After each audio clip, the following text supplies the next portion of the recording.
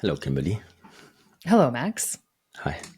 So, one of the reasons I started this podcast was to understand humanity a bit better. So, I enjoy talking to people that work on humans and with humans on a daily basis. So, thank you for being here today.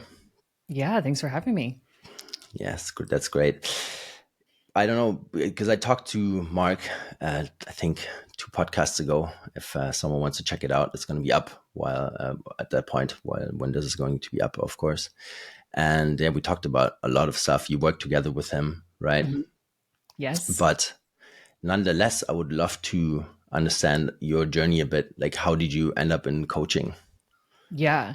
Well, I love that you said that you wanted to understand humanity more because as soon as you said it, I was like, wow, that's like I've never said that myself, but that's exactly what I am interested in and I'm curious Mm, about. And so I got into coaching after I got working in health coaching after my own fitness and weight loss journey. And my experience with my journey of losing close to 100 pounds was pretty smooth and like relatively easy. And I had a few things going for me that like made that smooth and easy, which was I had prior to gaining the weight, I had been an athlete, so I understood the gym. My mom was a nutritionist. Growing up, I understood food. And the thing that I also understood just from my own experience in life was like I had a really strong mindset. I had a really strong belief in myself. I really had the ability to focus and to stay committed to the goal once I decided what that was. And so it took me, an appropriate amount of time to lose that weight, but I really chipped away at it relatively easily. And what I noticed around me was that people were shocked by that. They were like, how did this, who, because, they didn't know me previously. They knew me, this is in my early 20s after graduating college. So my coworkers and my friends that were my early 20s friends were people that didn't really know me in the previous chapters of my life. So they're watching me go through this process and they're saying like, oh my God, how'd you do this?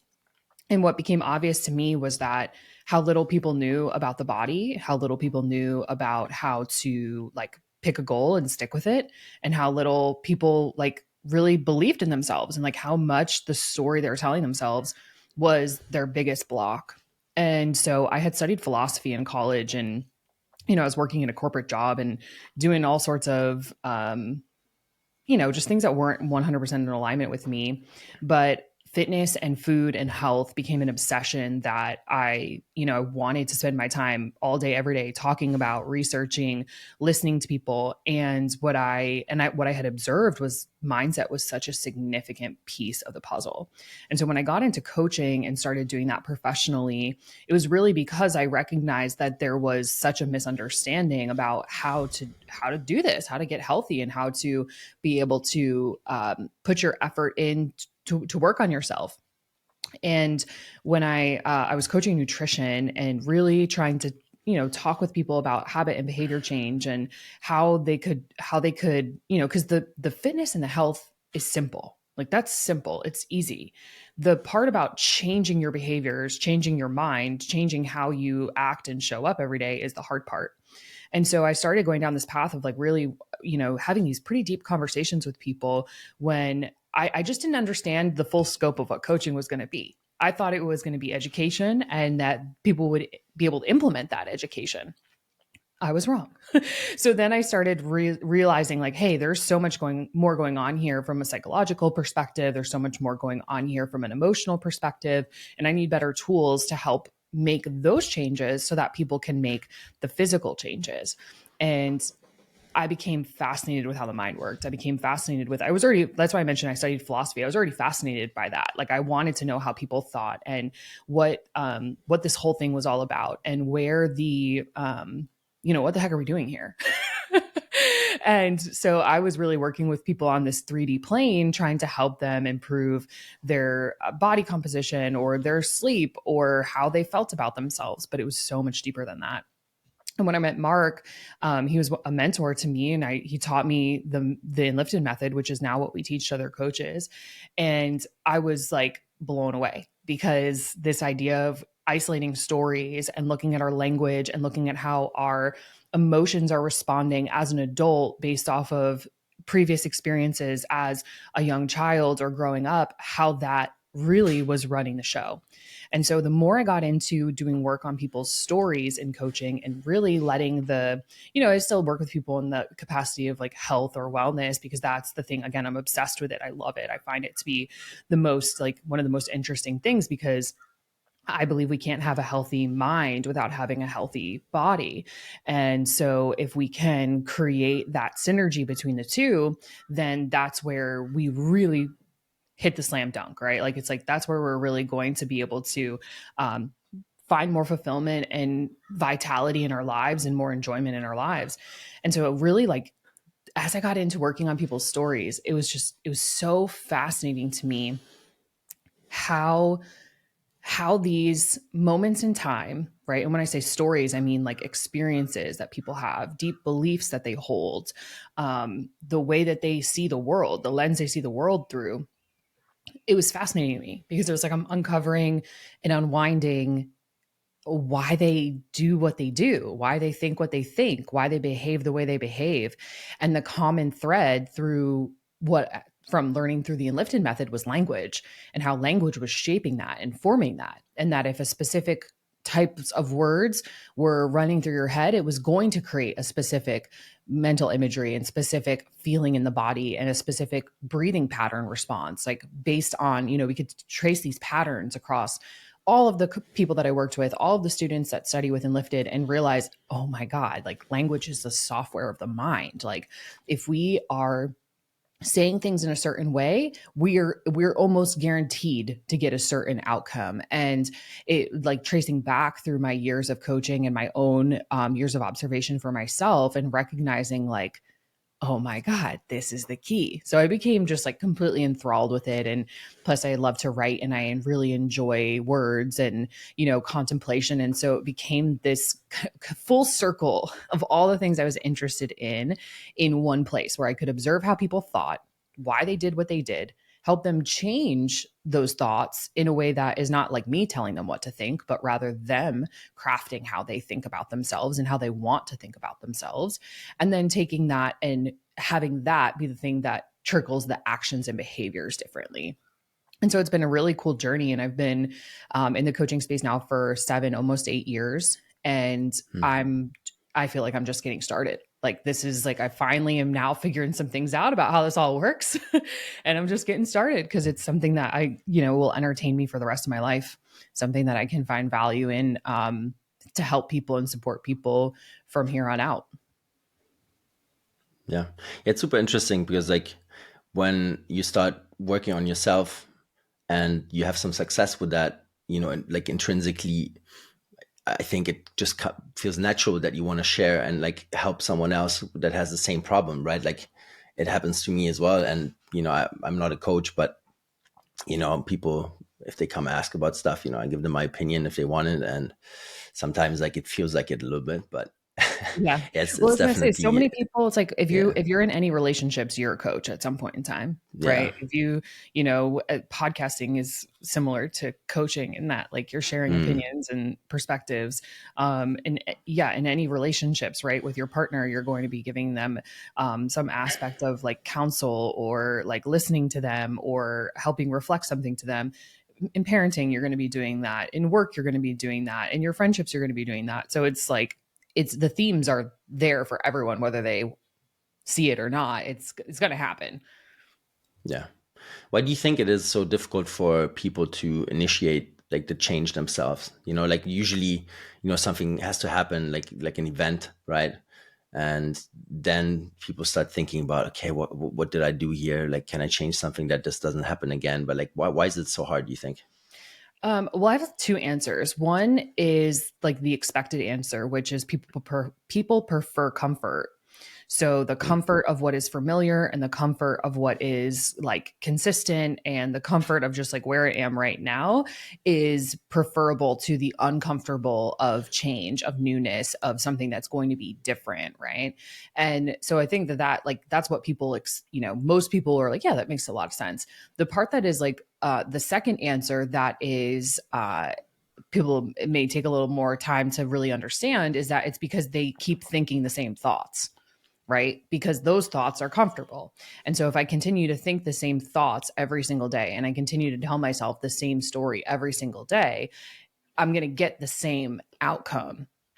And if I don't know how to change those thoughts, which by the way, none of us really do, like this skill set of focusing on language and thoughts and reframing is something that is not taught to us anywhere. It's like something that you have to come across it yourself, like through, if you meet me or Mark or somebody who's working, like one of our students, or somebody who's talking about something similar, it's like that's how you would learn it. It's not in school, and it's not part of the curriculum of teaching kids how to like build up their confidence and to really like understand how much agency they have in life and how powerful they are. It's, we're intentionally in these repetitive negative thought patterns. And so when I'm, in a state of discomfort and dis-ease where I am, but I'm comfortable there, good luck getting me to change, because what's going to happen? Same thought patterns, same outcome, same comfort. For, like you mentioned, with an event, like a lot of times what happens is people hit a threshold of discomfort, right? It's like it's the uncomfortable, the comfort gets so uncomfortable that then they have to change. But when that happens, oftentimes, how long do people really stick with that change? How long do people really, like, they might make a change for a little bit of time, but they'll slip back to where they started. And the reason that is because they didn't do the corresponding work to change the thoughts. Now, from my perspective, it's far easier to go in and look at the thoughts and the stories and shift those, and then realize like, oh, it's actually safe for me to move out of this comfort, because it's actually interesting. Like I think it's interesting. So the moment that I changed, the moment that I decided I was going to change, is freeze framed in my mind for the rest of my life. I was living in New York City and I was walking home from work, and I was, I'm so overweight and uncomfortable in my body. I'm miserable in my job. I'm like not having any meaningful or fulfilling relationships. And I'm just like, something's got to change. Something's got to change. Oh my God, like something has to change. And I'm about like 24. So I'm young, and I'm like, I'm seeing my whole life ahead of me. And I'm like, if I keep living like this, like crap, this is going to be horrible. So I'm walking down Third Avenue and I'm approaching a Staples, which is like an office supply store. And I just hear this like voice really loudly drop into my head and say, go buy a journal. And I'm like, okay, go buy a journal. I'm like, okay, all right, like I'll go buy a journal. So I walk into the store, I buy a journal and a pack of colored pens, and I come home and I'm like, okay, now what? And I sit there and I'm like thinking, and the first thing I write down in the first page of that journal was, life begins at the edge of your comfort zone. And I must have seen that as a quote somewhere, and like it just stuck with me. And I wrote it down and I made it all pretty with different colors, because I'm a little kid artist at heart. And that was it. And that was the moment, because from everything from there on out, like I use that journal to write down my goals. I use that journal to get real with myself about where I was struggling and what I really wanted. I use that journal to motivate myself. And what's interesting, and why I say it's interesting, is one, we're talking about comfort and discomfort. And that was the moment where I decided enough, like I have to get uncomfortable to get the result that I want. But also because at that point in time, that was 10 years ago. And I knew nothing about where my career was going to go from here, right? I didn't have any anticipation of becoming a coach. I definitely didn't have any anticipation of building my entire coaching career and community around writing things down and looking at the words. So it's one of those like divine moments that I look back on now with hindsight thinking, wow, how perfect, how beautiful. And of course, but also like, giggle, because I'm like, oh, well, that's funny. But it's true. Like once I decided that I was willing to get uncomfortable, and then I was, not really knowing what I was doing to the same degree that I know now, crafting my thoughts to help support in that discomfort and remind myself, hey, it's okay.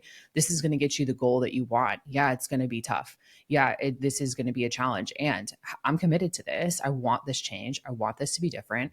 And I'm going to go for it. And so without that, like I still have, I'm an avid journaler, and I still have that journal out in my living room in a trunk. And that is something I will keep that forever. One, because it's a great story for what I do now, but also two, because I remember that woman, that she wasn't even a woman yet. She was like 20 something, like didn't even know what was up. Right. I remember her, and I remember what it felt like to be in that much pain and that much struggle.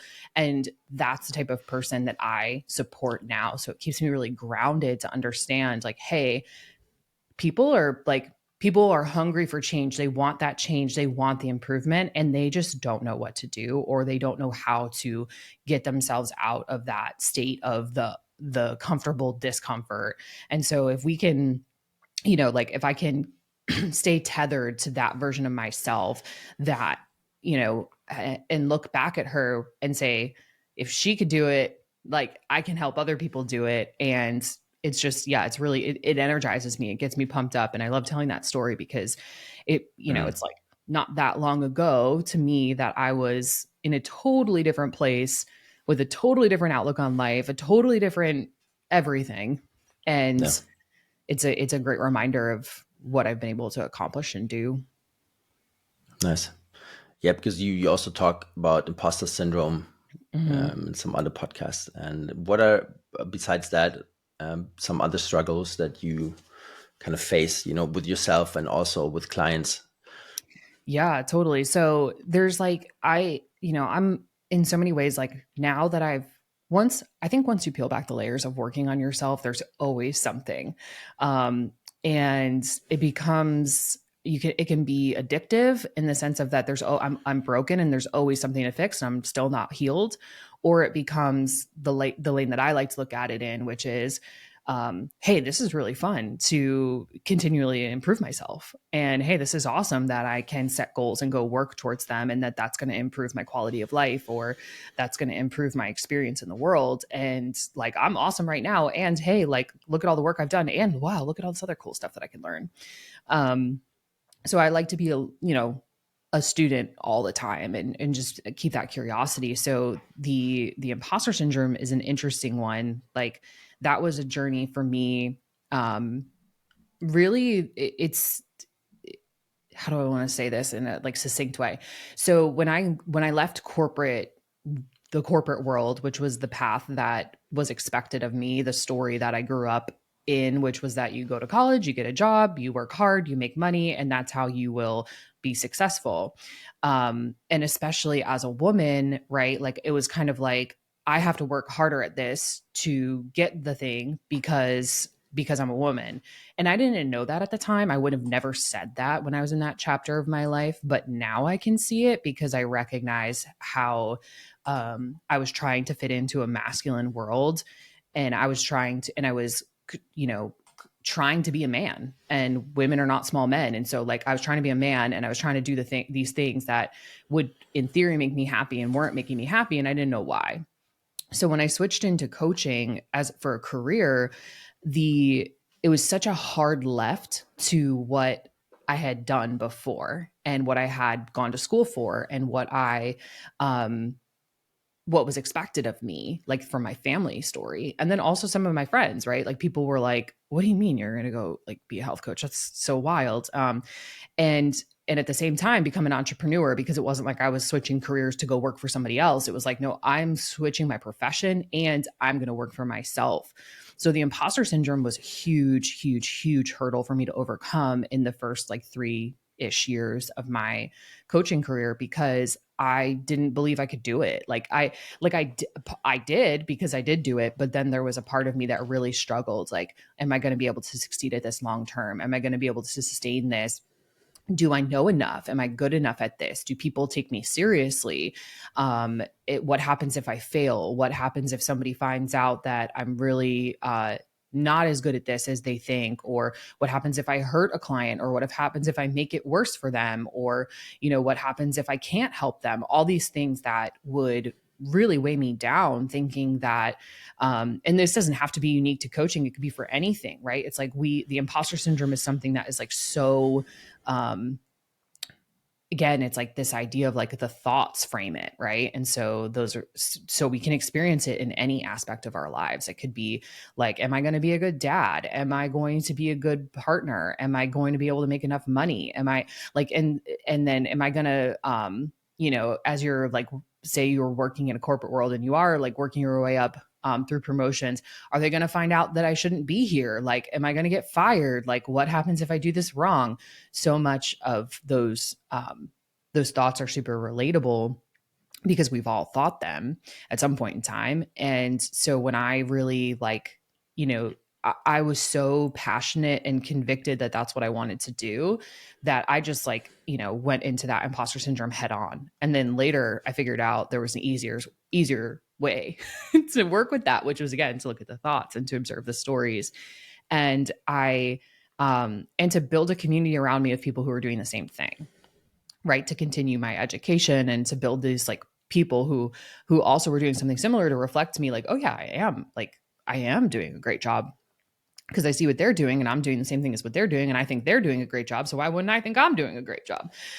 So in comparison, in a good way, versus a negative way, like realizing how you stack up against your peers and collaborate with them to improve. And then, it's like, so that chapter of moving from just total transition of life, realizing like, hey, I'm overcoming this imposter syndrome. And then I realized that, oh, this is something that everyone else is dealing with.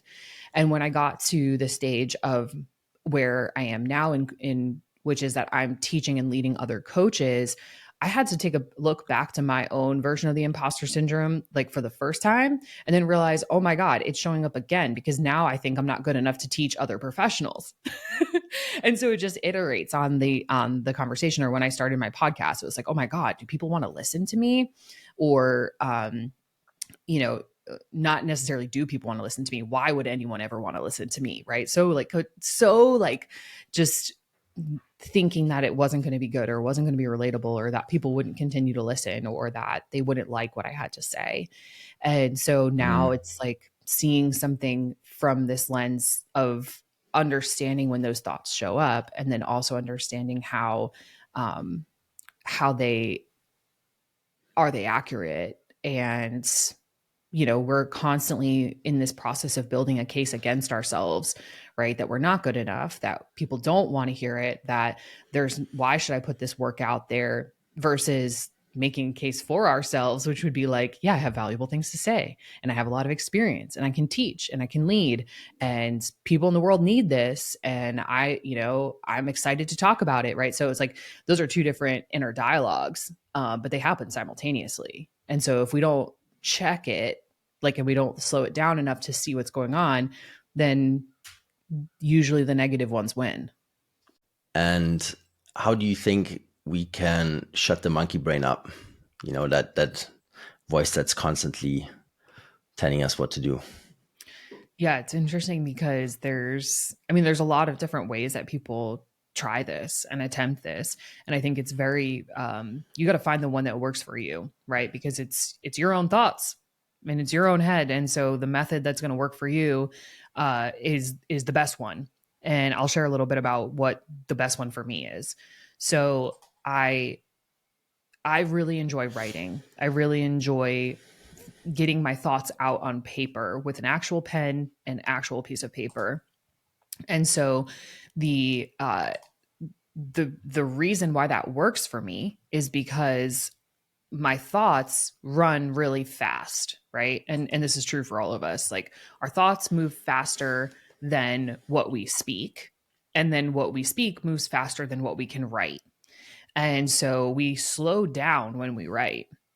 And it takes some time to be more intentional, right? To get everything out on the page. And that's why I prefer writing by hand, but versus typing something out or leaving a voice note to transcribe. It's even though I do like that too. To me, the best one is slowing it down to get the thoughts on the page. And in the Unlifted method, why we teach this, as part of what we teach, is we say that then you have something with a beginning, middle, and end, right? It's it's externalized. It's on the paper. There's the first sentence, there's the last sentence, and it's right there. You can see it. It's compartmentalized on the page, versus the thoughts in our head run wild and free, and there's no boundaries around them, right? They go on forever. They will repeat. They will be infinite. It's versus on the page, it's like I can externalize it and I can look at it. And then the next step in the Unlifted method is to edit them. right? To go through a process of editing those thoughts, in which case we can look for words that are or certain language patterns that are framing our view on things in a certain light. And we can look at where our emotional peak is in the story. We can look at where does this remind us of a past experience as to why this is like creating the type of response it's creating within me. And so going back to that example of when I was talking about journaling for myself, I didn't know it then, but that's exactly what was happening. It was that I was slowing down my thoughts enough that I could see them on a page and that I could potentially edit them, or that I could reinforce them. I could commit to them. I could slow it all down. And so the combination of doing that work, right? So taking the time to intentionally sit down and craft your thoughts, that's awesome. And then you also have to take that out into the real world, because, you know, it's like great if you sit down and you do the writing and you do the work, but like if you forget later and you know, while you're out living life and the monkey brain's back on, then, you know, we still got to put in some more reps to help integrate that. And so what I loved, what I found to be super successful for me was that writing practice, getting things out on paper, getting really solid, and then doing something that would allow my body, allow my mind to shut down, and so that my body could lead. So whether that was go for a walk or do a workout or get out in nature or you know, really anything that's going to put me in the physical body and let the mind shut down for a minute. Breath work, maybe yoga, go for a swim, like whatever, right? And so that combination for me is just the winning combo, because I get the opportunity to brain dump, I get the opportunity to sort through my thoughts, I get the opportunity to edit my thoughts, and then pick the ones I want to anchor in, and then go do something where I'm, you know, my mind is, my thinking faculties are down, my body is working, and I have like short, sweet affirmations that I can integrate into that practice. So, for example, like when I was, you know, if I am in a tough workout, like, but I'm repeating to myself, I'm strong, and I'm focused on my breath and I'm focused on staying in my body, that's going to be a much better outcome for me than letting, you know, doing the whole like get the thoughts on paper, think about it, this is awesome, and then go into the workout and let the panic turn on and let it be like, oh, this is so hard. Oh my God, how many more reps? Like, oh shit. Like, no, it's a matter of like staying in that rhythm of the clean, like it's like cleaning your mind, you know, it's like doing some like housekeeping on your mind, and then like using that, keeping that space clean and clear while you do something else. And that's a winning combo for me. You could also reverse that. You could reverse it. You could do movement or something physical first and then do the thoughts after. Depends, you know, I've done that way too. You can do them separately and just practice with the thinking versus writing. You know, I think people do a lot of you know, I'm this is take from where you want, but I'm also a big fan of plant medicines. So I love the experience of writing while either interacting with some cannabis or some mushrooms, because to me that's like giving me the opportunity to open up my channel to the divine. That's how I would put it, is like I get the opportunity to sit down and let my monkey mind go away and interact with something bigger than me. And it's not, when it's used with intention like that, it's not escapism. I have used it as escapism plenty of times. But when it's like I'm intentionally sitting down and saying, hey, okay, I have something I want to contemplate, or I have an experience that I want to move through, or an emotion that I want to move through, and I'm going to use this as a tool to help me. Plus, I have the tools of writing and integrating or getting into my body. That's my real winning combination. But I know that's not for everybody. So it's something that you just like, it's a practice of evolution of figuring out where and how that can show up for you, and being willing to test and try it. And that's where coaching can come in really handy, is like, if you really don't know how to do this for yourself, or you've never experienced it, it's incredibly difficult to get yourself to slow down. It's very difficult. And it's very difficult to feel safe in the slowdown because it's vulnerable. And so when you have a guide that can help facilitate that, or can help keep you in the place of you know, like they can do some of the thinking for you. That's why like people like working with trainers, right? It's like, cool, like I don't have to plan the workout, and I just show up and they tell me what to do. Same sort of thing, right? Is like in could be in the writing practice, right? And like getting through that journey of being with the emotions and allowing them to come up, and allowing them to be seen, and not necessarily be judged, but observed, and then processed in a way that is your that works for you. Yeah. Yeah, it's interesting that like it's easy for people to get a coach for physical endeavors, right?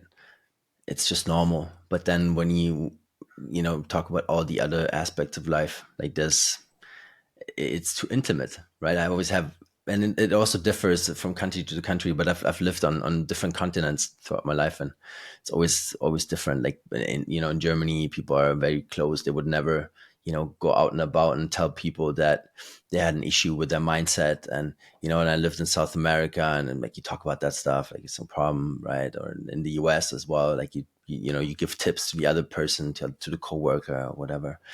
It's so interesting how that differs. But Yeah, culturally, yeah, it is very different. It's a really good point.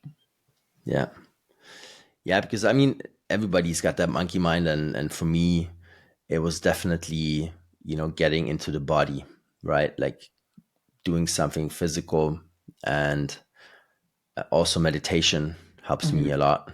But yeah, I was just like racing mind all the time, speeding and looking for the escape, right? Calming myself down with substances and 20s and all that kind of stuff. So yeah, that is, I mean, a lot of people have that journey, right? Yeah. But at some point, you have to pull the trigger and then, seek help if you cannot deal with it yourself.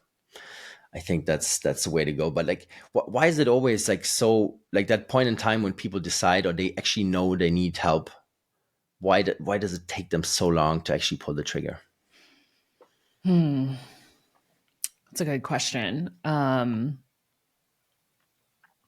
Like I just recently observed this with my father. So he's in his 70s, and he's had health issues for a long time. And he had for about like a month or 2 months, this was back at the end of last year, he was experiencing symptoms that had him worried, right? He knew that oh, this isn't good, but he was able to hide them from everyone else. And Mm, so he didn't say anything, didn't say anything, didn't want to try to go to the doctor to get help, because it was like he's worried that it could be something bigger, and it was. And the thing is that he then took, eventually he opens up to my mom and is like, "Oh, this is what's going on." And she's like, "Oh no, okay, we've got to go to the doctor." And he resisted her for 2 weeks, 3 weeks, a month, something like that. And then eventually it got bad enough where he was like, "Okay, you're right, let's go." And he goes, and then the doctors, right, and it gets progressively um, interesting from there, which is that they've got to, then they're like, "Okay, well, we're going to have to do a surgery." And he's like, "Oh my God, no." So then it becomes this whole process of like worst case scenarios.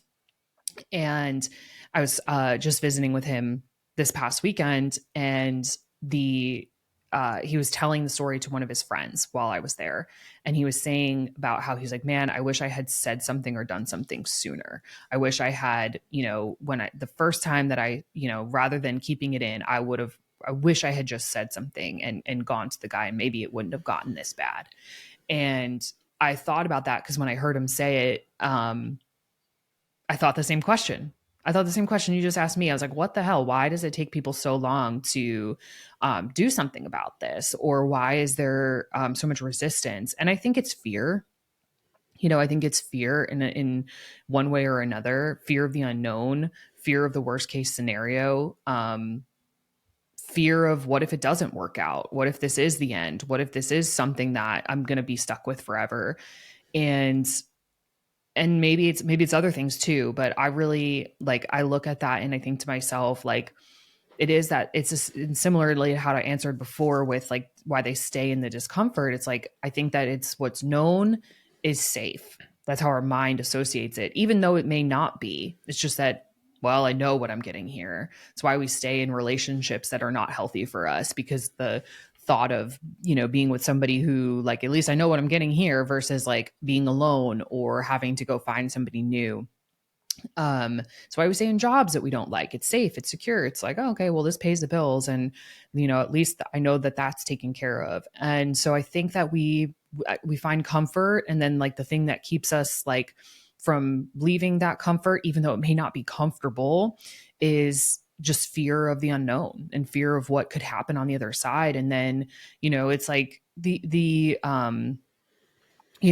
downstream effect of like this is going to change things, right? And the way that our thoughts work is scary, but what we can do is learn to craft the thoughts and say this is going to change things, and that's going to be awesome, right? Like do something different, get something different, like oh, okay, hold on, that's exciting, right? If use an example of like money, right? If it's like if you've always been broke and you're like and you have this fear of being successful, or you have this like fear of working hard, or there's some aspect, and maybe that's not what you're consciously thinking, but you're just like, oh man, this is just never going to work out for me.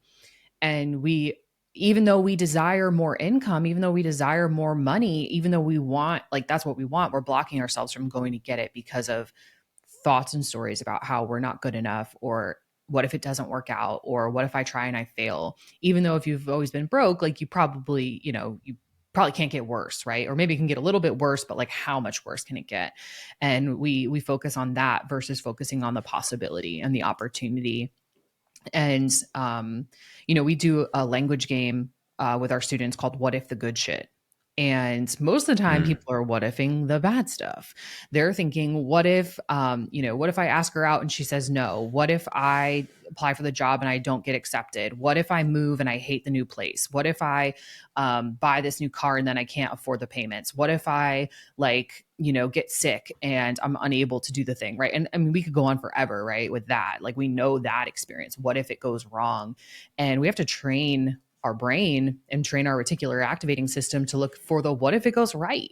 What if I ask her out and she says yes? What if I ask her out and that's my future wife? What if I apply for the job and I get it? What if I move and I love living at the beach? What if I buy the new car and I pay it off in 6 months? What if, right? And it's like this thing that we're automatically looking for the failure, right? The worst case scenario, versus what if this goes right? And what if I put my energy and attention towards that?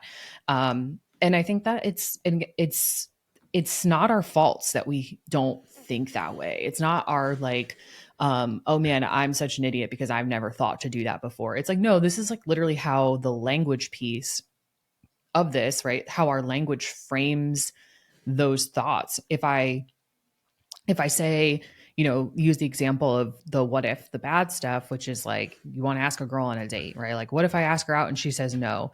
The only thing you see in your head when you do that then is you looking like an idiot because she said no, and because she shot you down. Versus like there's two options, right? Or there's more than two options, right? If you're going to ask somebody out, they could say yes, right? But if we don't ever see that possibility and outcome in our mind because our language is framed in the other direction, if we never look at it and say, well, she could say yes, like, or what if she says yes? And then you start seeing yourself down this path of like building a beautiful relationship that eventually leads to, getting married and having children and this whole life that you've always dreamed of, right? Like that is more motivating, even though there's a possibility that may not happen. That's more motivating to me to think about things that way than it is to think about if it didn't work out. But it's something that you have to learn to first thing you have to learn is to observe the thoughts. The second thing you have to learn is that there's a way to change the words to frame the thoughts in the other direction. And yeah, a lot of that keeping people stuck in that state of like unable to change, unable to move, unable to make the decision, or unable to put the action in the direction that they want to go. I'd be willing to bet that their internal dialogue and the conversations they're having are really focused on why it wouldn't work versus why it would. And Yeah. in that example of my Yeah, I dad, think it's like I I think talked he to was Matt so Boudreau, focused a couple on weeks ago, and the we what if specifically I talked about that. yeah, the like, Oh shit! are you there? We're here. We're Yeah, here. yeah, we just doubled Yeah. it. Yeah, Okay. Yeah. go for it. It's like with my dad, it's like the example of like, I think he was so focused on the fear of like, what if they can't help me, or what if this is bad, versus thinking that, oh, if I get in there early, they're going to be able to prevent X, Y, and Z, or, oh, if I, am able to make some changes in my life, like, then I'll be able to be healthier. And, it's just so interesting because, like, I think there's also a component of, just like you mentioned, culturally, I think there's also something to be said generationally. Um, and then there's also something to be said that's different between men and women. And so there's every scenario, like, there's no blanket answer for any of these questions. I would say that every scenario is going to frame a different thing, because what frames all those is our stories, what we grew up around, our environment, the people we were raised by, the culture we were raised in, the what was acceptable or not acceptable, what we learned, and all those things are so different across every human. So yeah, there's similarities between different, but at the same time, it's very personal to whatever your experience has been as you've been raised and as you've grown up, and what you've tried, what you haven't tried, what you failed at, what you succeeded at, where you were praised, where you weren't, where you were, all of that. Let's get back to that wealth mindset issue a bit, because I think it's quite universal, right? It doesn't really matter on what end of the plane we look at. It's present everywhere. Yeah. So why do you think that is? Is that due to our school system? Do you think it's supposed to be that way? Because I mean, quite honestly, there has to be something going on, right? Like if 99% don't understand it and just 1% get it, right? That there has to be, some thought behind that. How far down conspiracy land do you want me to go? It's like my I know. personal view on it is that we have systems and structures in place to keep us from understanding our full potential and power. And at its core, right? Like, we are as powerful as we are as divine human beings. We are also easily controllable, and we are also Yeah. easily manipulated. And that's also done through language, right? And it's also done through, like, framing certain stories. So whether this is part of our collective karma, or this is something that is just like what we're supposed to learn in this chapter of history, or what it is, I don't know. But where we are, like, just objectively where we are, it's everybody's individual responsibility to wake themselves up to being a sovereign human being, and realizing, like, oh yeah, I'm actually pretty damn powerful, and I have the opportunity to create my entire reality.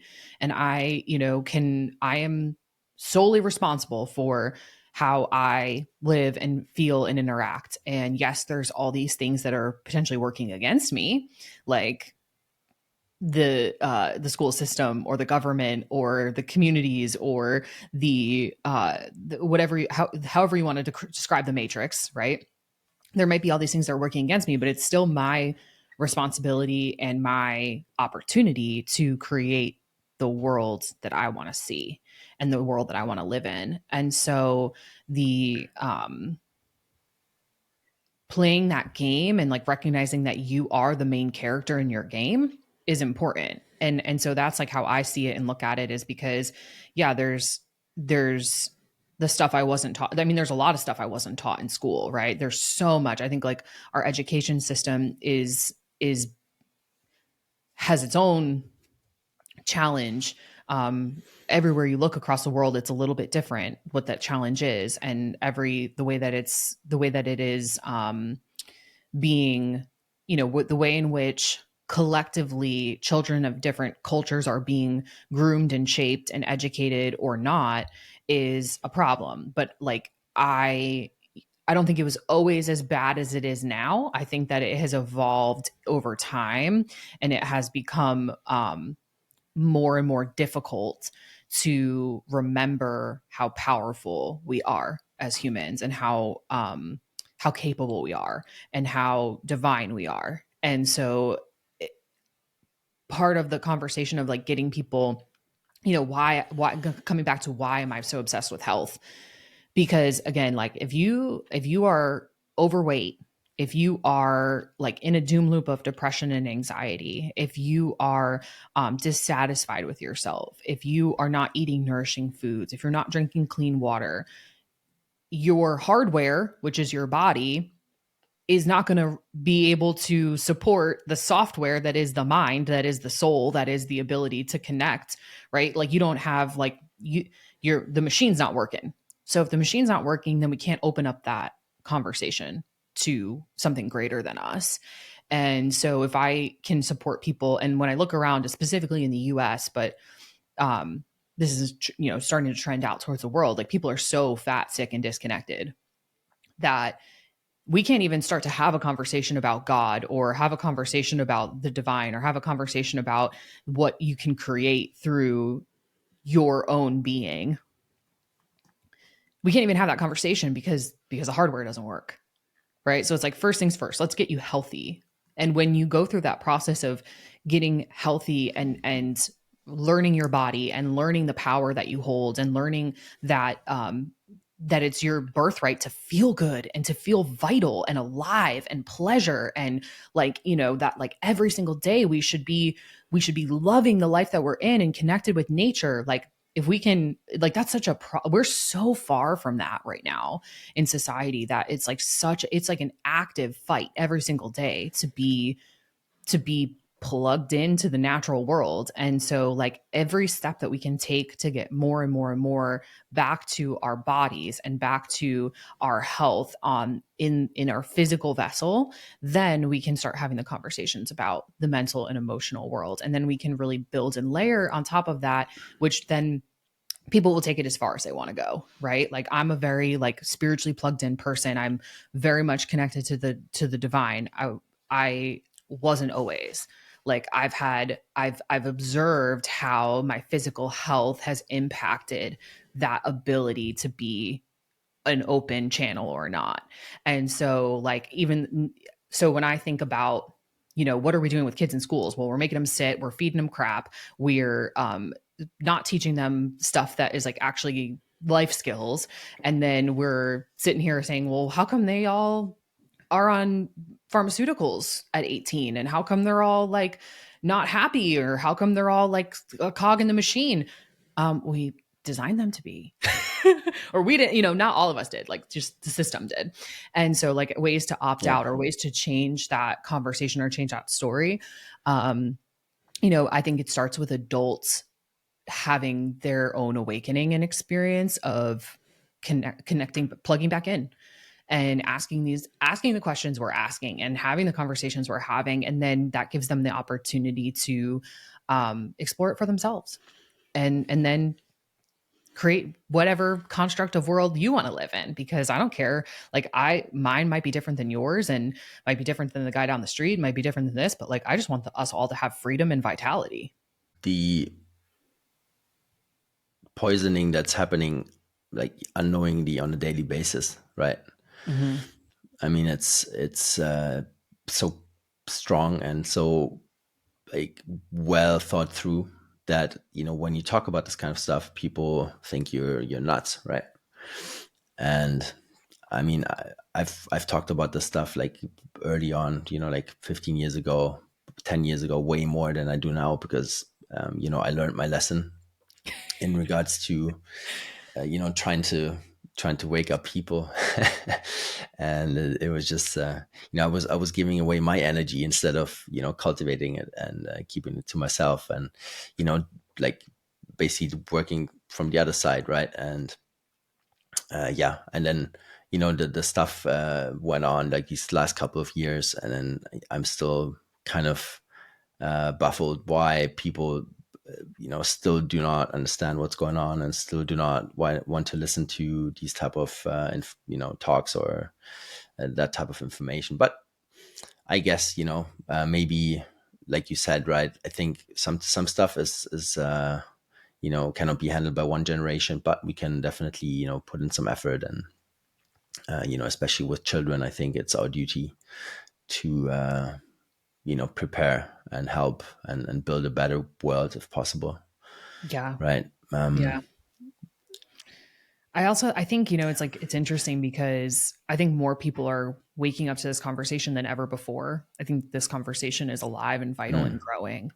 And, um, and I also think that I much exactly resonate with what you said about trying to wake other people up and how frustrating that is and how challenging that can be. And it's just straight up not going to work. It's not going to work because they have to arrive there on their own time. And part of yeah, what, it's like I've thought for a long time, like, hey, maybe, especially more down the spiritual path that I went, I was like, oh, why do I don't even need to talk to people about food or fitness. Like, that's like, so like, oh, that's so boring to me. Like, or it's like, oh, it's so basic. And then eventually what I realized is exactly like why it has anchored in my passion for it, which is that, yeah, it is so basic, but the majority of people don't have that basic component. And so mm, if they don't have that basic building block to build from here, then I don't care how much I talk to them about chakras and the quantum field and sound frequency. And they're going to be like, what the hell? What are you talking about? You're nuts. Right. But like, if I can help them on that foundational level of build healthier bodies, then then it all starts to snowball from there. And I think like our own curiosities will lead us to where we need to yeah, go. And it's also an important part of the journey. Like, I wouldn't be as convicted and as passionate about food quality and about nourishment if I didn't experience the other side of the coin, which was just being that fat, sick, disconnected person. Like, if I didn't experience that, I wouldn't know I mm, wouldn't have the fire about it that I do now, because it's like I'm enraged by what they put in our food. I'm enraged by what's in yeah, our drinking water. I am like completely baffled by why there's an attack on grass-fed beef. Like, I'm like, what the hell are we mm, doing here? This is nuts. But at the same time, like, I'm able to keep my composure around it from the sake of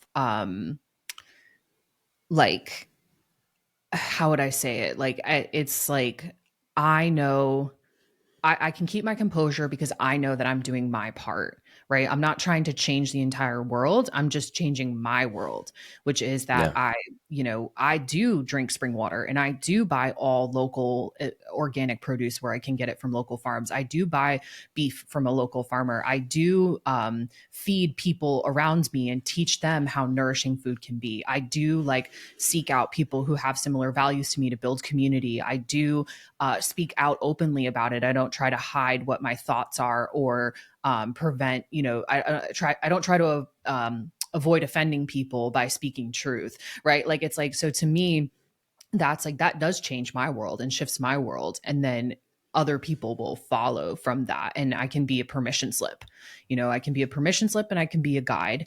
And if one person, it's like right now, this is like something I'm really passionate about, is like really supporting women in this.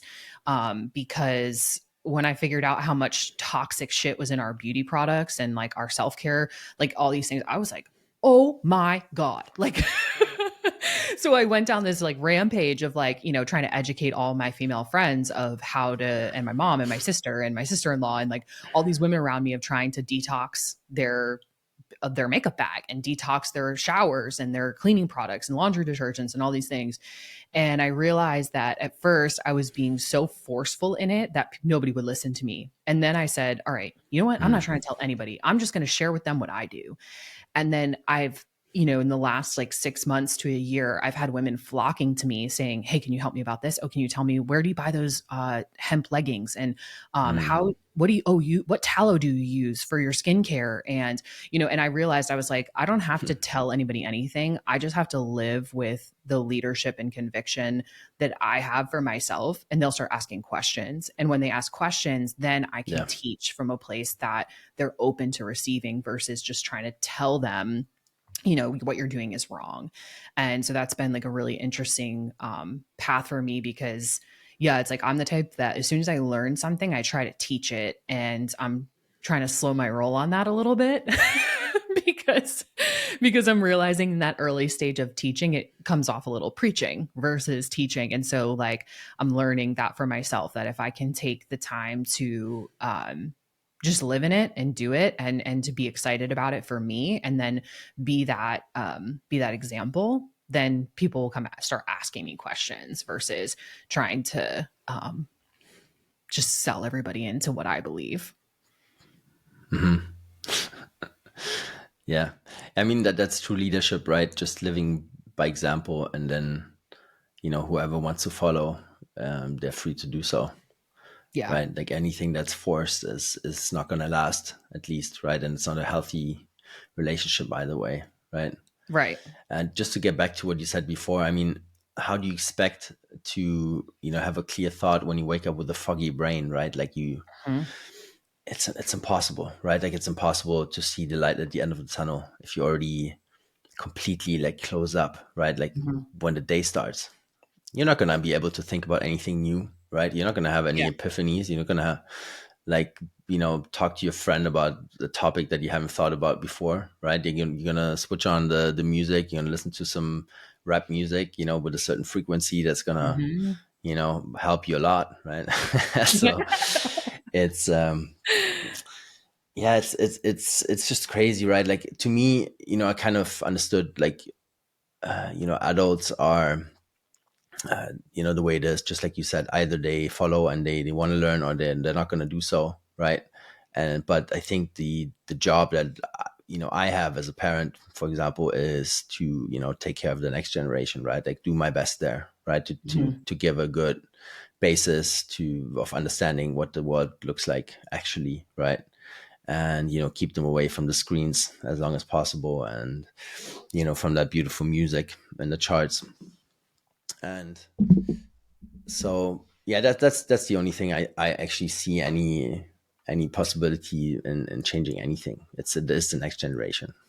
Right. Yeah. Yeah. And I think a lot of that too is, the teaching the next generations and leading by example, and knowing that that is a ripple, right? And that is something that is going to help us, because if I trace it back 100 years, what has been lost generation over generation to get to us, right? What has been lost has been at the expense of adding in new technologies. Or like I guess I would say it is that, like, the way I would say it is like we added in all these new technologies that seem so interesting and exciting, and that made our lives easier and more convenient. And but then what did we lose? We lose like work ethic. We lose the connection with nature. We lose local sourcing of food. We Mm. lost the nuclear family. We lost like so much that we were losing at the expense of the things we added in.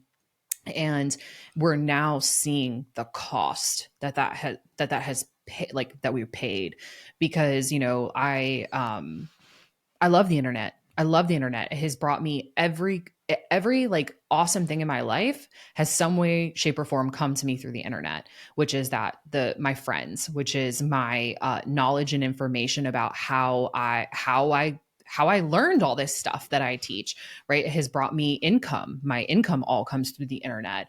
It brings me podcasts. It brings me awesome humans like you. Like I love the internet, but not all of the internet is the best thing that has ever happened to us. And not all of the conversations that are being had are uh, pure, right? There is manipulation, there Yeah. is confusion, there is intentionally targeting, right? Marketing campaigns and spin in the media, right? Like all these things. It's like, so what we have to do is understand how to create our own set of values and our own parameters of what we can um how we want to utilize these technologies in our lives. And I see this a lot with parents right now. It's like I'm seeing, I see it. I notice it a lot when I travel. Like I just look around at other families that are on the plane with me or in the airport, and how they're handling their kids. Um, from a few different directions. One, are the kids calm, relaxed, and cool, or are they screaming at the top of their lungs? Is there chaos happening around them, or are they calm and collected?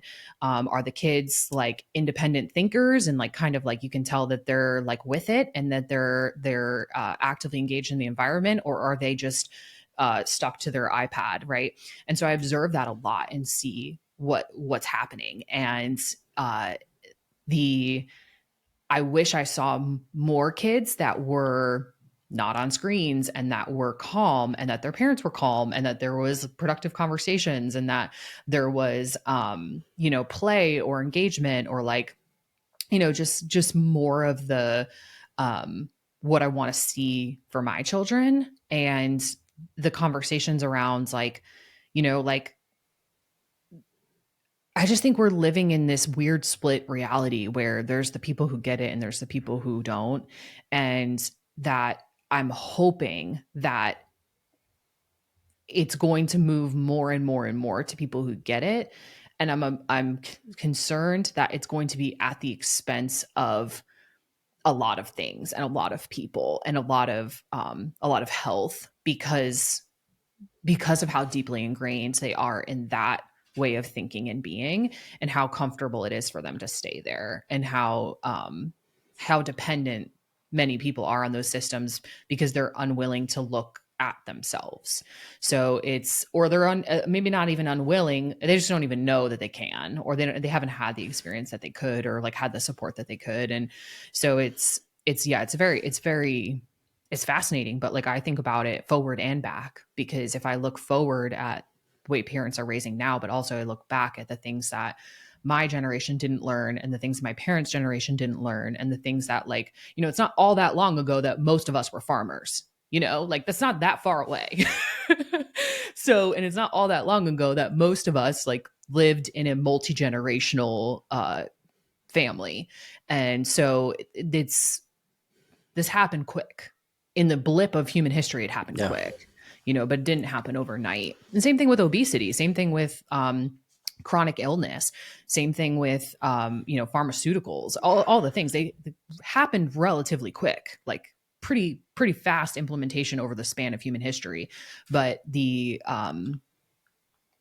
me, that means that they can also be undone pretty quick. Yeah, could be. Could be. Could be. I mean, We just got to get yeah, I Klaus mean, Schwab it's, out of here, yeah, and Bill Gates, yeah. those But guys. there's a lot of people, like that. The, yeah, there's a lot of stuff that I want to pick up on. The intergenerational, family is definitely interesting, right? Because every time I leave my child with the grandma and then the grandfather, there's always pros and cons, right? Like they pick up so much stuff that I hate about myself, because I was Mhm. taught that, or I picked it up from my parents, and they do it with him as well, and I'm like, fucking hell, like, but then, I tolerate it because I know that the positives, they outweigh the negatives, right? Like there's so much wisdom that's being passed on, Mhm. they have a different connection than the parents do with their kids, and they have a different way of talking to them, and it's a different kind of relationship, right? So it's super super important. I think it's both ways in that relationship, right? Like the child gets so much out of it, as well as the grandparents, Yeah, right? Because absolutely. they keeps them younger, right? It keeps them more fresh, right? Like it's so cool to see. But yeah, in the end, I think you also notice, right? Like we have a huge problem in the West in regards to, childbirth rate, right? Mhm. Like it's going down drastically. I mean, I get it. People, they're kind of concerned. Most people, they all they think about is money, and the child costs X over the life, and then how I'm gonna finance that and all that kind of stuff. But like, why do you think we are in this position? Like, why do we have this generation, and that does not want to have any offspring? Oh, this is such a good conversation. So for context, so I'm 34. I'll turn 34 in 2 weeks, and I am single and have no children. Okay?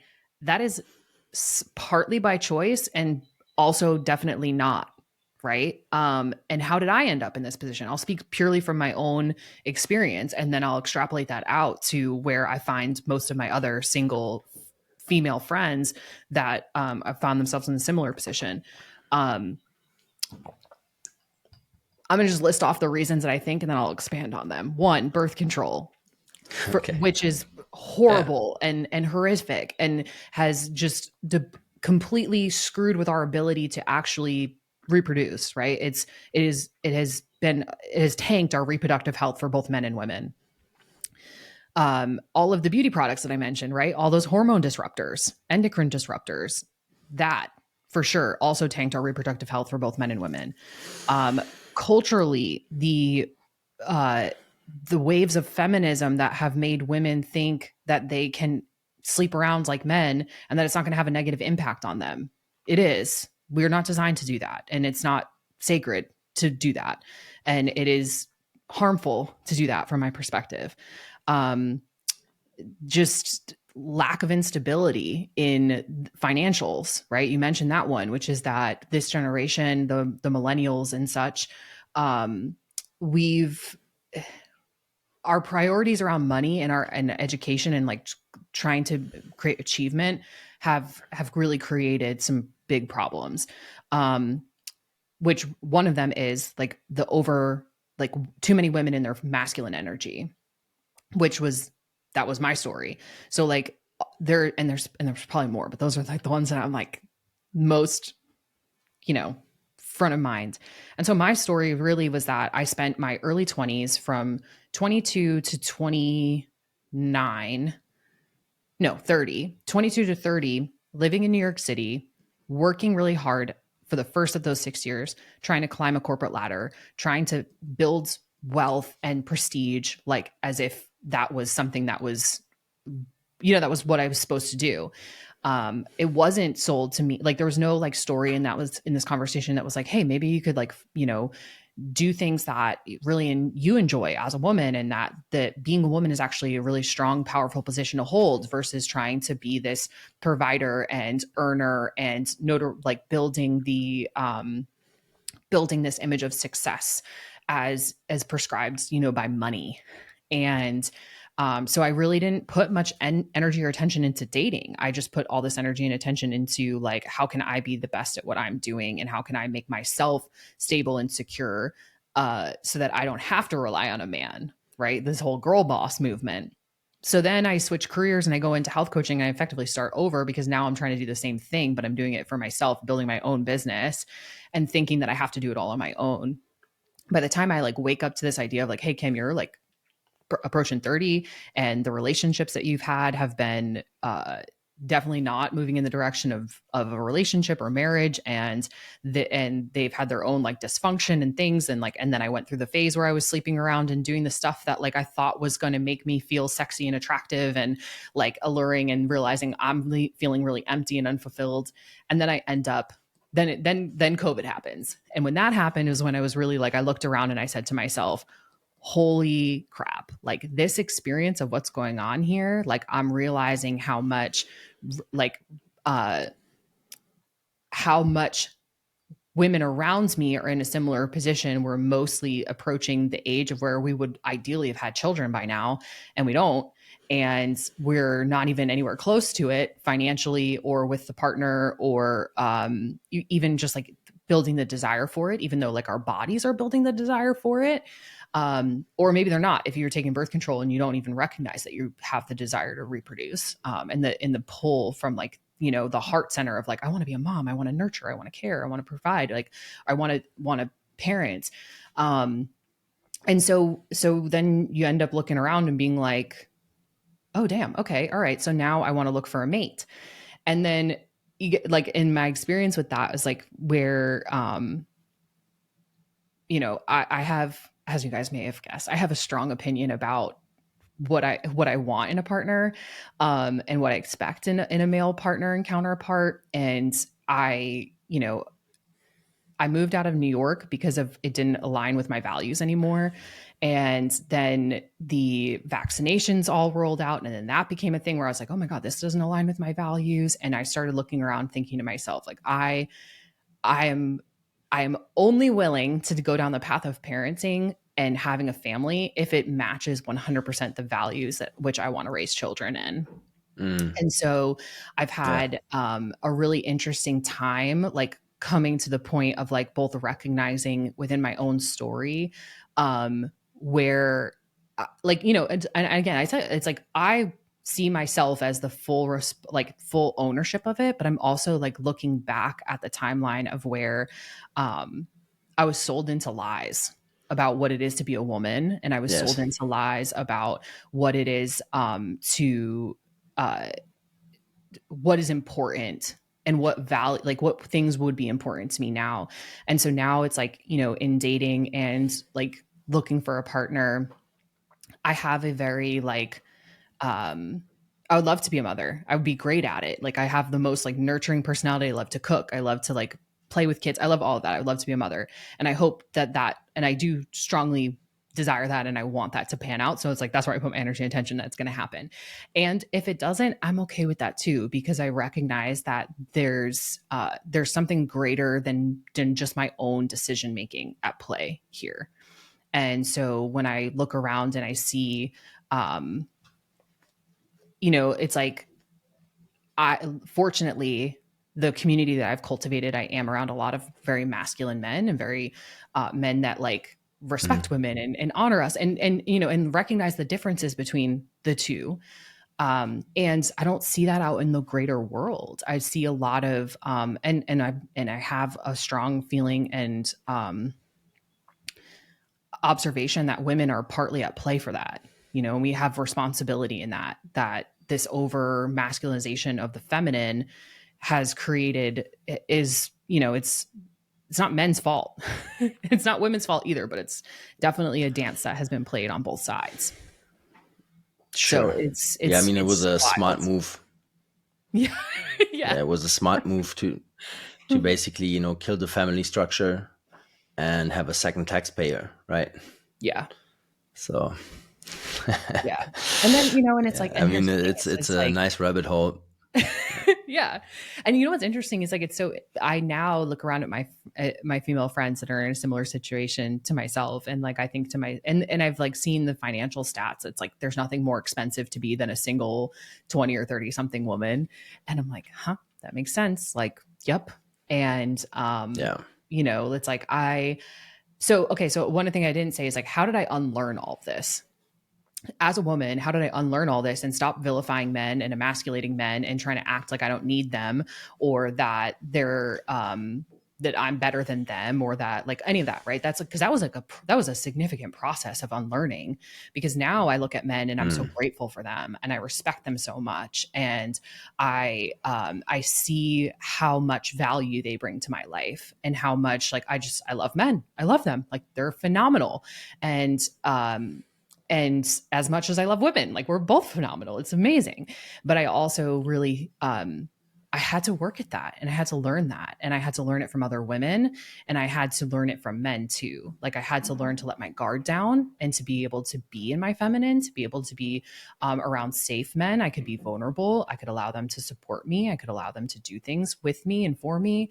I could recognize that they enjoyed it, right? That it was like something that like if I could play into, and I could respect and honor how to actually like build unity with men versus this like conflict Mm. or friction, that it was like, oh wow, actually I really like it when they do these things for me. It makes me feel good and it makes them feel really good. And so I should hold on a second here. Like I shouldn't necessarily just play into this whole thing of like, oh, I can do it myself. No, like I could do it myself, and I'm not going to because I don't want to. So it becomes this path Yeah. of understanding. Like I mean, many years of unlearning. And I would say that started in my 30s. And it was and then I had to practice it. I had to realize how difficult it was for me to receive from men, how difficult it was for me to allow men to take a role as leader. And I work in a team of all men. So it was both personally and professionally, I had to learn this Mm. dynamic of understanding that our brains work differently, and our needs are different. And then learning how much the menstrual cycle plays into this too. Like, women have a cycle, and our emotions run in that cycle, and our stories run in that cycle, and our energy runs in that cycle. And I can't try to be a man. I can't try to do what they do because I'm not that. And I don't have the same biology as they do, and so much unlearning around it. And now it's one of the things that like I'm most passionate about to support women in and lead them through, because we're all waking up to it. We're all like, hey, no, hold on, wait a second here, because we're the ones that suffer from it when we don't honor what our needs are, and or what our desires are, our innate desires and our innate needs. And so then when we get to the point where it's painful for us, it's like, hey, wait, hold on, how did I end up here? And how did I get sold up this river? Like, this is bullshit. But then recognizing it's like, oh wait, hold on, I'm part of the problem. So let me take responsibility and ownership for that, and then do what I can to shift it, and do what I can to create the dynamic that I want, and then find the men that will match that versus trying to force men into it again. So it's a very interesting place to be in. Like, and because I know it intimately well, like for myself in my own life and my own um reality right now, it's like the and then even being met in the conversations and dating, where it's like I try to like test the waters around that with men, and then I'm like, oh, you're sold into the lie too. You don't want to realize the unity that we could have here. You want to see it at you're still stuck in that mindset. So now it's a matter of yeah, we all have to relearn some of the, and from my perspective, I think we're all going to relearn some of the traditional ways in which men and women complement each other and why that's successful. And yeah, I hope that we do. I Yeah, hope that we do. there's so much, there's plenty of routes we could take to keep this conversation flowing. But I mean, just in general, like it's super hard to keep the family together, right? Like to keep the family unit together as a woman, right? Like it's super hard, right? I think in comparison to that, to just be a so-called boss babe, right, and like focus on just making money is fairly easy, right? Because it just is, right? Like it, and that's what also the trick of basically the university was, and that whole Mhm. thing where you kind of stuck in that loop, right? Like you have to learn this, you have to be good at this, and then you're Yeah. done, and then you get into corporate, and then you have a bonus, right? And like Mhm. if you quit, you're gonna lose your bonus, right? And so the game goes on. Mhm. Mhm. Mhm. Yeah, it's so Yeah, interesting because I think a lot of it too is like we've, bringing it back to the conversation around connecting us to our bodies. Women specifically are so disassociated from our bodies, and women's bodies are the most magical thing on the planet of Earth. Like for us to experience ourselves, and also for creating life, and also for men to experience and enjoy. And so women are so disconnected from that. And when we re-inhabit our bodies, which is a huge part of that unlearning process, right? To go from that, because the boss babe, she lives from the neck up, and I did that, and I know what that feels like, and that's part of the reason why I became so overweight, was yeah, because I was so disassociated from my body. When I re-inhabited my body, the first way I did it was through fitness, a very masculine approach to it, a very hard, tough, grind it out, work hard to get back into my body. And then I realized like this isn't like, I'm still not really like in here, and I'm not really enjoying it in the ways that I could be. And so I started to learn from other women about really what the nature of the feminine body is, and the sensual nature and the pleasure that's in it, and just like how to feel safe in that. And that experience has been one of the best things I've ever done for myself, because it has allowed me to rather than living from the neck up, I now am fully rooted in my entire body and being. And I know that my body is an instrument for me to be able to experience and to enjoy all that is here. And so it's like women, that are disconnected from that, it's same thing as the conversation we were having earlier. It's very difficult to get you into a understanding of what's possible through it. And I mean, what greater thing it could you do with your body than birth a child? It's, I mean, so it's I yeah. mean, it's amazing. It's miraculous. It is like the utmost expression of the feminine is to be able to do that. And so if you can't be inhabited in your body to go through that process, you can still have a child without being in your body. You know, it happens all the time. But when women who are really embodied and who really understand the power that is within them and what that experience will do for them and what that experience will, how to stay in their body while they parent and while they mother, that's a whole different thing. And so, you know, it's like the keeping women disconnected from their bodies, primarily with birth control and primarily with this whole like masculine achievement lie.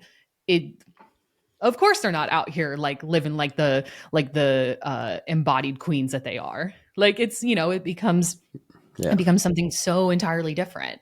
And you know, and then there's this idea of like there's no safety in it, and it's difficult and it's wrong and it's bad and it's shamed, and so many stories, so many things that we're up against for that unlearning. And you know, and that you know goes on both sides of the street. It's also true for men. Like men, there is an aspect of like they have to do that for themselves within their bodies as well, but then also to really Sure. understand, for men to really truly understand the feminine and to create a space of safety for them to do that in a partnership, Yeah. and also just in relationships, period, you know.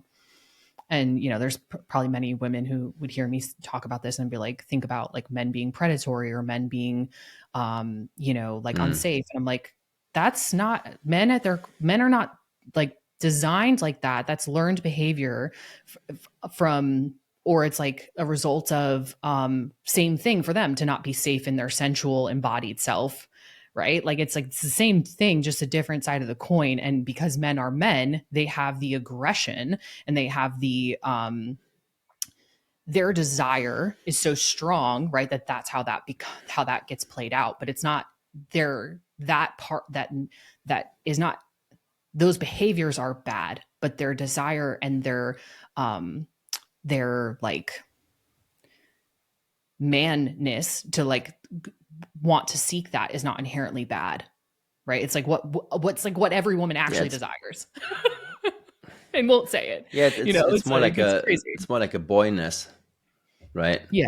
Like we're still boys in a sense for too long of a time. Like we don't get any help in that transition phase, right? Like our parents work all the Mhm. time in most cases, right? Like the fathers are feminized, the Mhm. mothers are masculinized, and then who are you going to get the help from, right? Like the education happens in the school, it happens in the university, right? Like none of that is being taught there, right? Like you Right. have all these so-called wannabe pedagogues that are teaching you stuff that have no interest whatsoever in you succeeding in anything.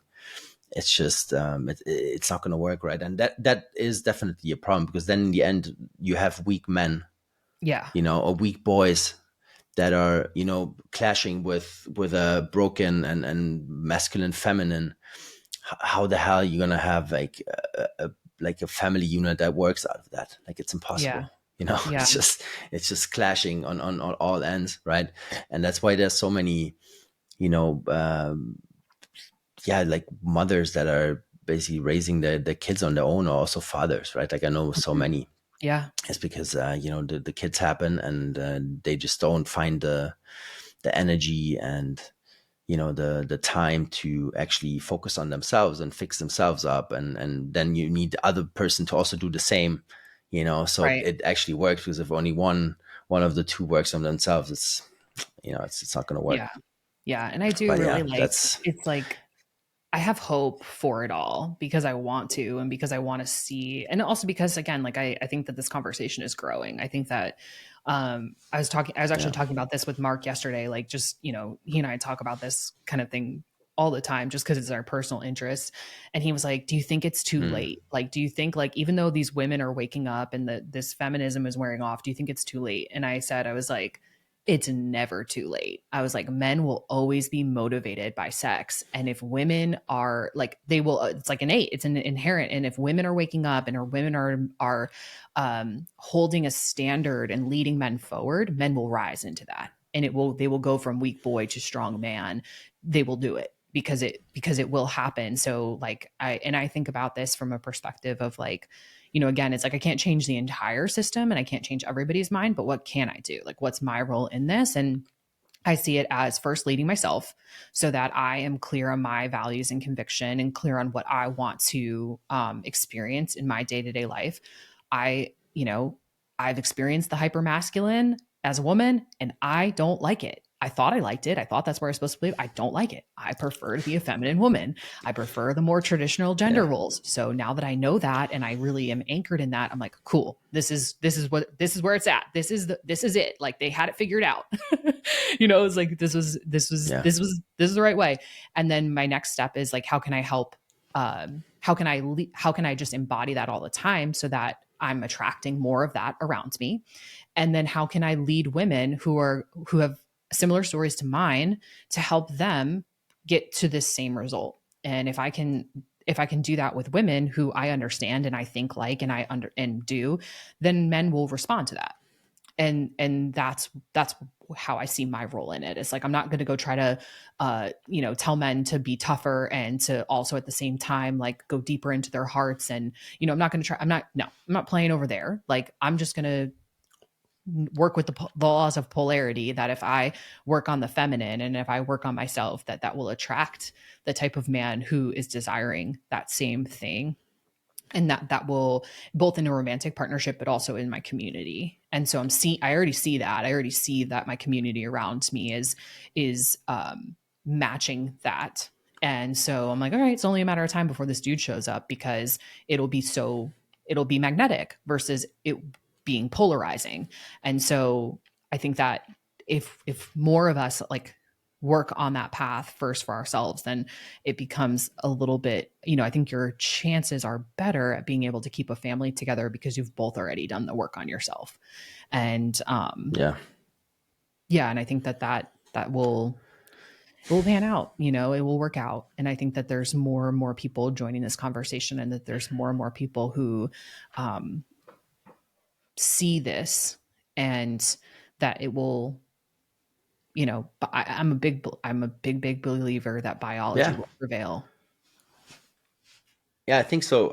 I think so too. In the end, what I found is if it works both ways, right? Like if that other person actually calms your nervous system, and if you really know how to feel that, then it's a right match. Like go for that, Yeah. because I was also trapped. I was going for that boss babe, that good looking, successful, everybody's like looking at her type of girl, in my 20s. And I mean, it's just the wrong path, like it always ends in some sort of a disaster, right? Yeah. it's Yeah. it's just not like, what you said before, like a toxic woman, can pull you down. Like it will be so difficult to pull yourself out of it. But like a loving, caring on the other side, that she will open all the doors for you.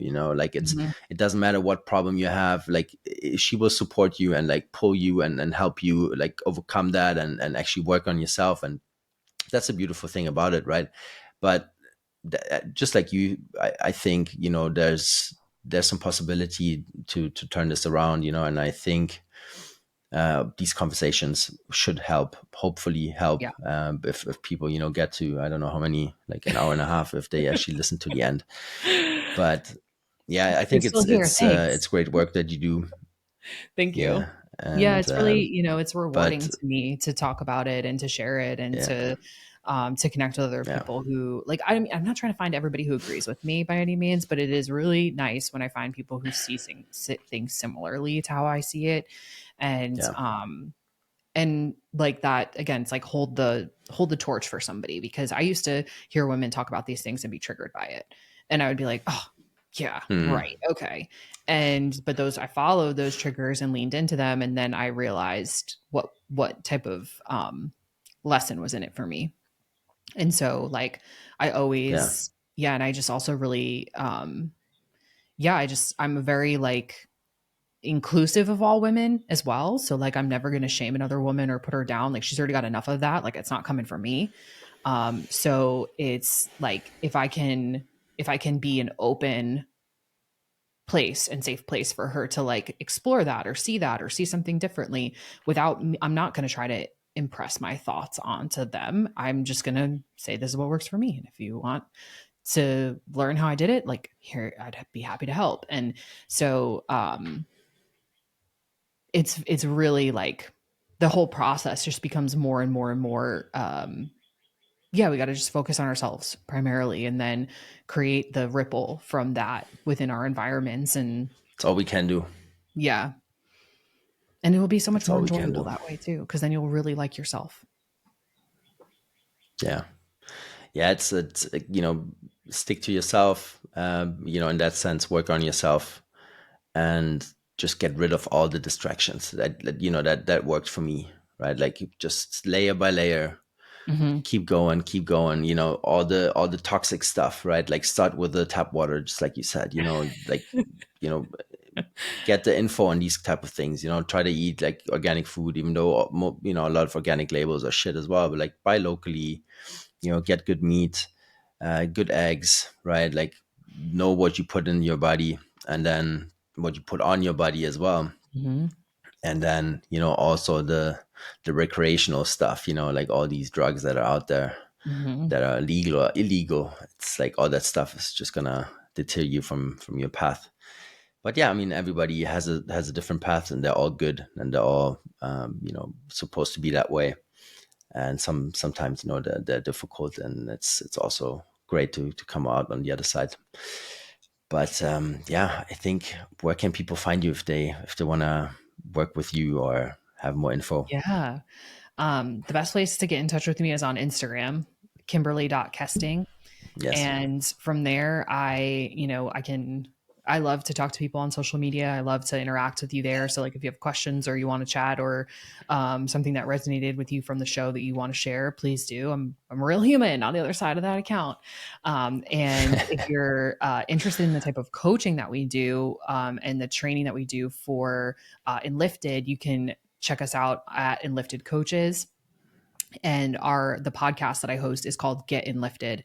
It's available on all podcast platforms, and so we talk a lot about a lot of things we discussed here, from different angles and different ways, with a big focus on how to change your thoughts and how to get your language work and your story working for you so that you can make those changes and make those shifts. So that's the best place to get in touch and find me. And it's a pleasure to have this conversation. Really great start to my day. Gets me all Yeah, fired likewise. up. Amazing. Yeah, it was great. So, but for the podcast, you also have a coach, I heard, right? Like you getting coached on that, Um, sort of. So we just sort of. sort of, yeah. Yeah. Well, I would say I've been running the podcast for about 2 years, and I Mm, mostly learned on my own in the beginning. I had a producer that we were working with who taught me a bunch, and he was really helping me out. And then at the end of last year, a friend of mine who I've known for a little bit of time, she started working with a production company and she's a phenomenal storyteller, and they do a lot of work around like helping support grow shows and the marketing and the messaging and all of that. And so I took a course with them that's called Soulfire Productions is the name of the company. And I took a course with them that really helped me hone in on exactly what this mission was of with the podcast after running it for 2 years. And then I hire them full time to do all the production and to support me in it all. And so, there's an element of coaching in it, and there's a element of just like make my life easier admin. to do the work. Yeah. Yeah. And the two women that run the business are women I aspire to be like, and women that I see the results that they've produced and created in their own lives and what they've done for their other clients. And so it was easy for me to enroll my Mm, team with Mark and Adam to say, hey, this is an investment that we should make, because look what that's going to do in the long haul. And so I'm very committed to podcasting. As you guys can tell, I like to talk. And so so I'm very committed to podcasting as the main way that I get this message out, and the way that I can educate and lead. And so it's really I'm always looking for somebody to help me, whether it's an official coach or just any support, somebody who's done it, somebody who's been down the path before me that can teach me. Because I don't want to learn all this stuff on my own. It's so much easier if you have Yeah, someone that's guiding you a little bit. Yeah, definitely. exactly. Okay, amazing. Perfect. Thanks a lot. Yeah, That thank was you so great. much. Fun convo. All right. Maybe I'll have you on a second one at some point, Ooh, I would maybe love next that. year or so. It would be great. See Yeah, some updates. yeah, All exactly. right, Just let me perfect. know. Will do. All right, thank you.